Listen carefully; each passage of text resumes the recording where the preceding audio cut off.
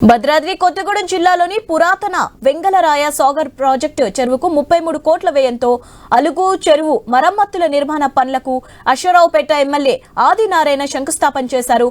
జిల్లాలోనే ప్రధానమైన చెరువు సీతాయి గూడెం వెంగళరాయ ప్రాజెక్టు చెరువు అని ఎమ్మెల్యే తెలిపారు. ఎన్నో ఏళ్లుగా మరమ్మతులకు నోచుకోక నీరు లేక రైతులు తీవ్ర ఇబ్బందులు ఎదుర్కొన్నారని అన్నారు ఎమ్మెల్యే.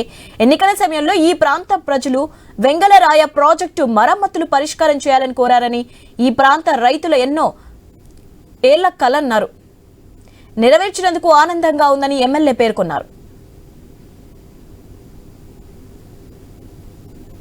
సుమారు 10 ఏళ్ల కాలం పాటు 10 సంవత్సరాల కాలం పాటు ఈ యొక్క చెరువు యొక్క మరమ్మతులు నోచుకోక దీనికి ఉన్న ఆయకట్టు రైతులకి నీరు అందక ఎన్నో ఇబ్బందులు పడుతున్న తరుణంలో ఈరోజు కాంగ్రెస్ ప్రభుత్వం రాగానే జలగ వెంగళరాయ ప్రాజెక్టు మరమ్మతులకి 33 కోట్ల రూపాయలు కేటాయించి ప్రాంత రైతులకి పంట పండించే విధంగా ఆయకట్టు రైతులకి ఇచ్చినటువంటి